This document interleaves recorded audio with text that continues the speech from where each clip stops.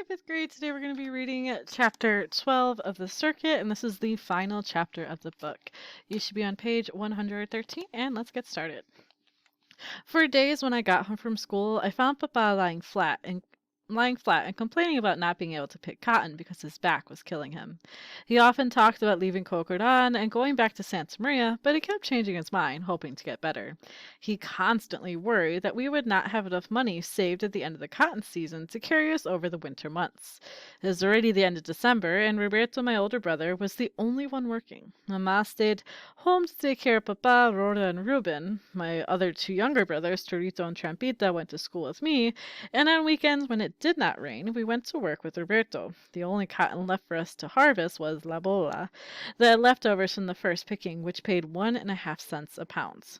But one day when I got home, Papa did not complain about anything, not even his back. As soon as I entered the cabin, he strained to straighten up from the mattress that lay on the floor and exclaimed, "Mijo, are you all right?" "Si, Papa," I responded, wondering why he looked so worried. "Gracias a Dios," he said. "La migra swept through the camp about an hour ago, and I didn't know if the immigration officers searched your school too." Mamma must have noticed the fright in my eyes when I heard the word migra, because she immediately came and hugged me. The word evoked fear ever since the immigration raid in Tent City, a labor camp in Santa Maria, where we sometimes lived. It was a Saturday, late afternoon. I was playing marbles with Champita in front of our tents when I heard someone holler, "La migra! La migra!" I looked over my shoulder and saw several vans screech to a halt, blocking the entrance to the camp. The van's doors flew open. Out dashed armed men dressed in green uniforms. They invaded the camp, moving through tents, searching for undocumented workers who ran into the wilderness behind the camp.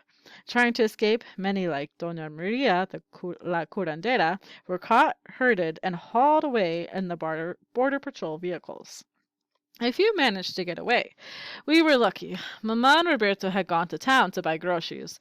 Papa showed the officers his green card that Ito had helped him get, and they did not ask about Trampita or me.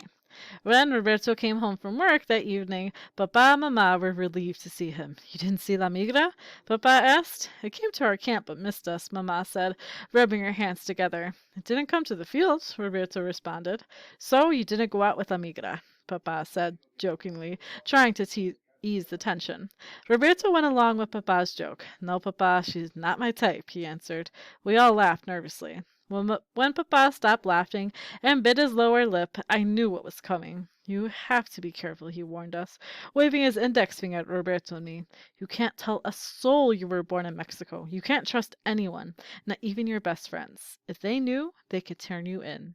I had heard these words so many times, I had memorized them. "Now, where were you born, Panchito?" he asked in a firm tone, giving me a piercing look. "Colton, California," I answered. "Good, mijo," he said.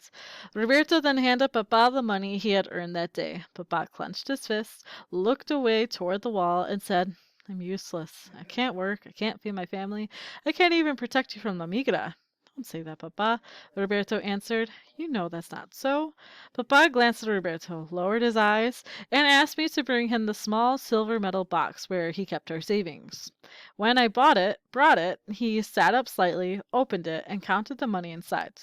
"If I work in Santa Maria, we might be able to get through the winter with what we saved," he said worriedly. "But what if my back won't let me?" "Don't worry, Papa," Roberto responded. "Panchito and I can find work in Santa Maria thinning lettuce and topping carrots."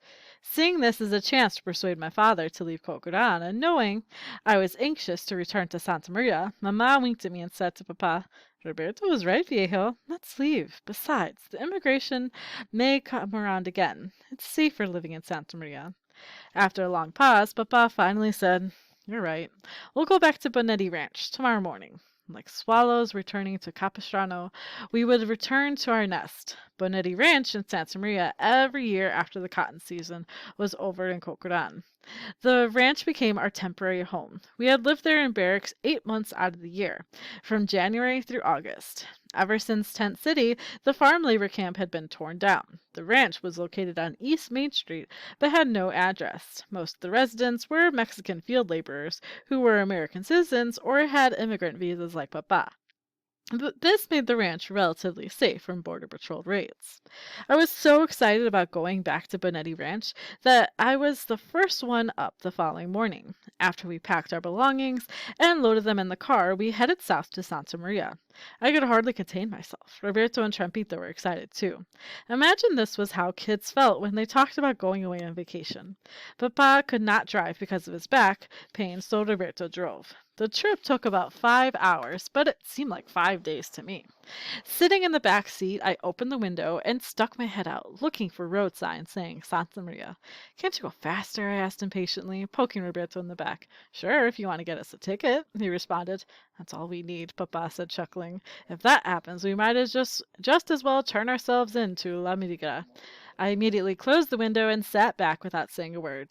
After traveling for a couple of hours, Mama suggested we stop to have lunch, which she had prepared that morning. I was hungry, but I did not want to waste time. We can eat in the car, I said, hoping my little sister and brothers would go along with my idea. What about Roberto? He can't eat and drive, Papa responded. We stopped by the side of the road to eat. Papa slowly got out of the car, holding onto Roberto's arm in mine. He lay on the ground and stretched his back. I gobbled my 2 egg and chorizo tacos, and, making sure Papa was not looking, signaled to Roberto to hurry up. Ya pues, Panchito, he said, a bit annoyed. I'm almost finished. After lunch, we continued our trip. The closer we got to Santa Maria, the more excited I became because I knew where we were going to live for the next several months. I especially look forward to seeing some of my classmates in the 8th grade at El Camino Junior High. I had not seen them since last June when school ended. I wonder if they'll remember me, I thought to myself. As we drove by Nipomo, the last town before Santa Maria, my heart started pounding. As soon as I saw the Santa Maria Bridge, which marked the entrance of the city limits, I yelled out, "We're here! We're here!" Trampita and Torito also began to cheer and woke up Ruben, who had fallen asleep. Mama looked at us and laughed. Se han vuelto locos, Papa said, smiling and gesturing with his hand that we had gone crazy. Once we crossed the cement bridge, which went over a dry riverbed for a quarter of a mile, I stretched my neck and tried to pinpoint the location of Bonetti Ranch. I knew I was near where Tent City used to be, about a mile south of the city dump. The highway became Broadway and went right through the center of the town. When we got to Main Street, Roberto turned left and drove east for about 10 miles. Along the way, I kept pointing out places I recognized. Main Street School, Cress, the Five and Dime store, the Texaco gas station where we got our drinking water, and the hospital where Torito stayed when he got sick. We then crossed Suey Road, which marked the end of the city limits and the beginning of hundreds of acres of recently planted lettuce and carrots. When we turned into Bonetti Ranch, I noticed nothing had changed from the year before. We were greeted by dozens of stray dogs. Roberto had to slow down the carcachita to a crawl to avoid hitting them, and to dodge the deep potholes in the dirt path that circled the front of the barracks. A few of the dogs belonged to the residents, but most of them had no owners. They slept underneath the dwellings and ate whatever they found in the garbage. But they were never alone. They were plagued by hundreds of bloodthirsty fleas. I felt so sorry for them, and wondered if the dogs were bothered by the fleas as much as I was when they invaded our bed at night. The barracks were still the same. Mr. Bonetti, the owner, continued to ignore them, looking like victims of a war. The dwellings had broken windows, parts of walls missing, and large holes in the roof. Scattered throughout the ranch were old, rusty pieces of farm machinery. In the middle of the ranch was a large storehouse where Mr. Bonetti kept lumber, boxes of nails, and other building supplies that he had planned to use someday. We rented and moved into the same barrack we had lived in the previous year. We covered the gaps between wall boards with paper, painted the inside, and covered the kitchen floor using paint and pieces of linoleum we found at the city dump. We had electricity, and even though we could not drink the water because it was oily and smelled like sulfur, we used it for bathing. We heated it in a pot on the stove and poured it into the large aluminum container that we used for a bathtub. To get drinking water, we took our 5-gallon bottle and filled it at the Texaco gas station downtown. Along the front edge of our barrack, Roberto planted red, pink, and white geraniums. Around them, he built a fence and painted it, also using supplies from the city dump. To the right of our house, a few yards away, stood 3 large empty oil barrels that served as garbage cans for the residents. Mr. Bonetti periodically burned the garbage and hauled the remains to the city dump in his truck. Behind our barrack was the outhouses that we shared with 2 other families. Sometimes on rainy days, the earth underneath would shift and tilt the toilet to one side, making it difficult to balance inside. Mr. Bonetti nailed a rope to the side wall inside to give us something to hold on to. The week after we arrived in Santa Maria, we enrolled in school. Roberto started the 10th grade at Santa Maria High School for the first time that year. Trampita and Torito resumed elementary school at Main Street School. At El Camino Junior High, I continued the 8th grade, which I had joined in Cocoran the first week of November after the grape season was over. Ruben and Rora were still too young for school. Mama stayed home to take care of them. Even though this was my first time in the 8th grade at El Camino, I did not feel too nervous. I remembered a few of the kids in class because they had been in my 7th grade class the year before.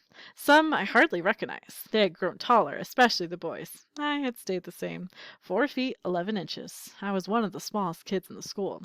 I liked my 2 teachers. I had Mr. Milo for math and science in the mornings, and Miss Ellis for English, history, and social studies in the afternoons.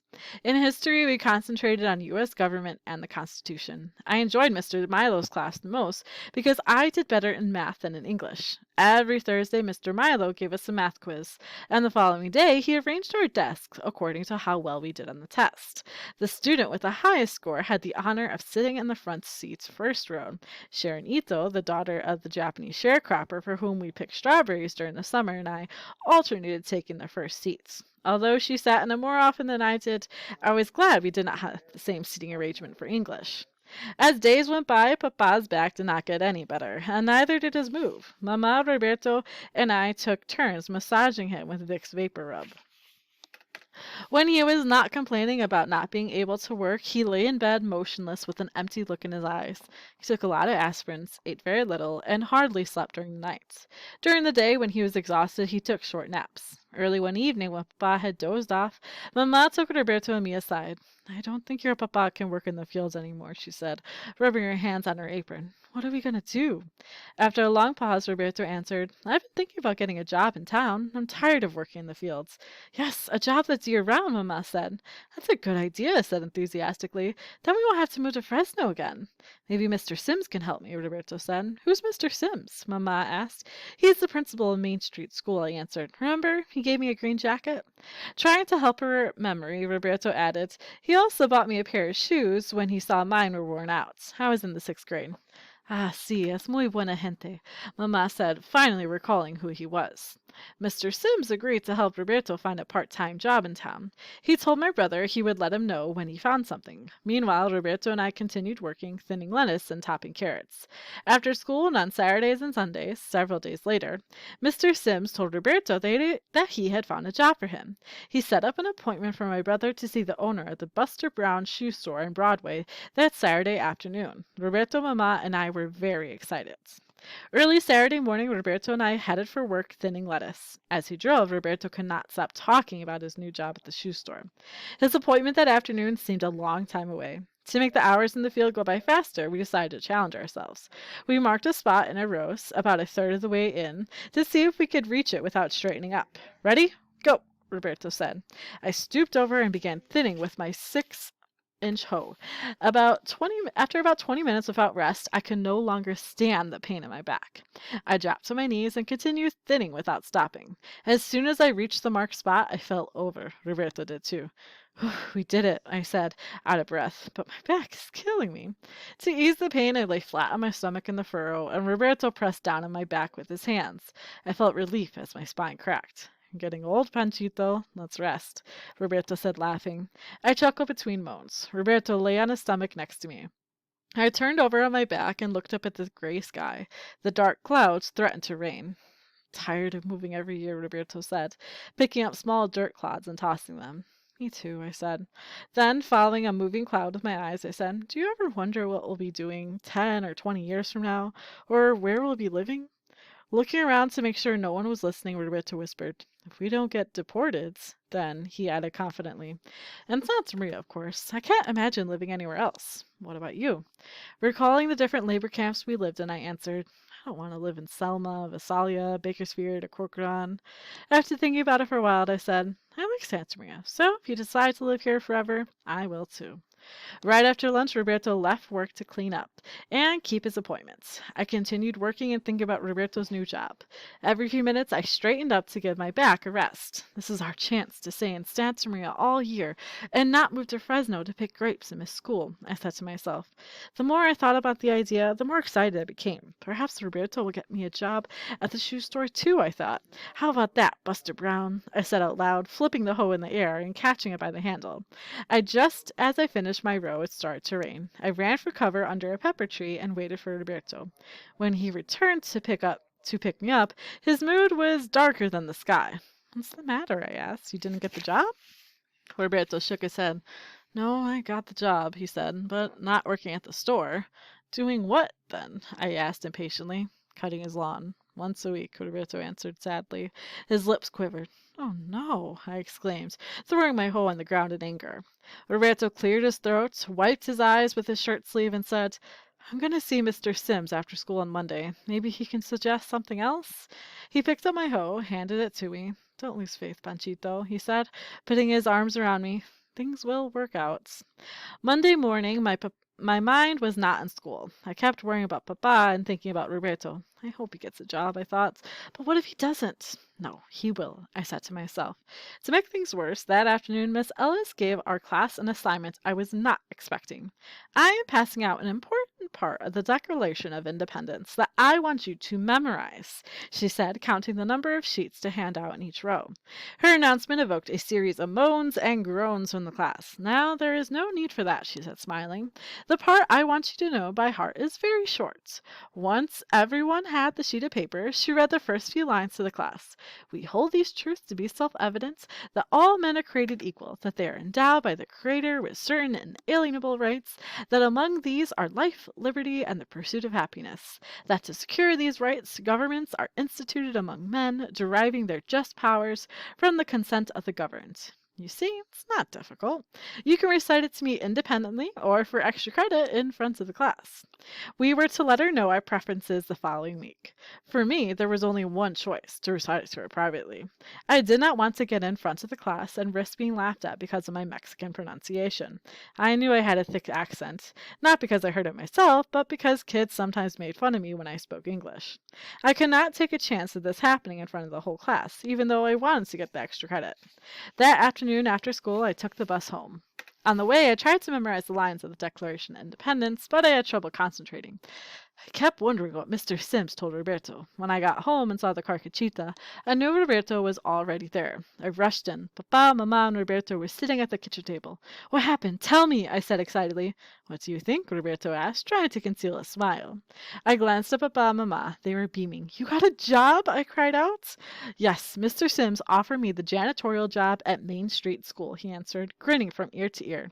It's a year-round job, Mama said, looking at Papa. Being careful with his back, Papa stood up slowly and hugged her gently. He then returned to Roberto and said, Education pays off, mijo. I'm proud of you. Too bad your mama and I didn't have the opportunity to go to school. But you taught us a lot, Papa, I answered. I had not seen Papa that happy for weeks.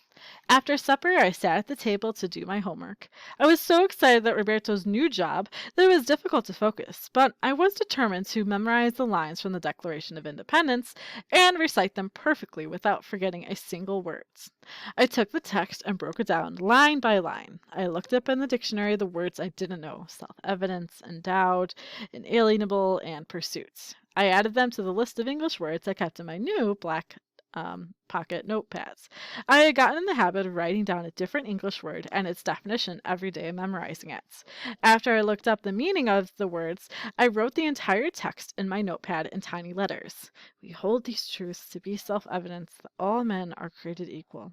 I went over the first line many times until I memorized it. My plan was to memorize at least one line a day so that I could recite it on Friday of the following week. On Wednesday after school, Roberto drove to El Camino Junior High to pick me up so that I could help him clean. Main Street School. It was starting to rain. When we arrived at the school, we headed down to the basement to the janitor's room to get the cleaning carts. It had a large cloth trash bag, a dust broom, a sponge, and toilet supplies. As we entered the first classroom we were to clean, it brought back memories. It was the same room I had been in the first grade when I had Miss Galopino. Everything looked the same except that the desks and chairs seemed a lot smaller. I sat down at the teacher's desk, took out my pocket notepad, and read the second and third lines I needed to memorize. That they are endowed by their Creator with certain inalienable rights, that among these are life, liberty, and the pursuit of happiness. I went over to the cart, picked up the wet sponge, and began wiping the blackboard as I recited the lines in my head. Thunder and lightning interrupted my concentration. I looked out the window. It was pouring rain. Through the reflection on the window pane, I could see Roberto behind me, dust mopping the floor. By Friday, I had memorized the introductory lines to the Declaration of Independence and could recite them with relative ease. Only the word inalienable caused me problems. I had trouble saying it, so I broke it into syllables and repeated each sound slowly followed by the whole words. On my way to school, on the bus, I took out the black notepad from my shirt pocket, closed my eyes, and practiced saying inalienable silently to myself. The kid sitting next to me gave me a puzzled look and asked, "Are you trying to say something?" His question took me by surprise. "No," I answered. "Why do you ask?" "Well, you keep moving your lips." A bit embarrassed, I told him what I was doing. I don't think he believed me because he stared at the notepad I was holding in my hand, mumbled, and changed seats. The school day started out just right.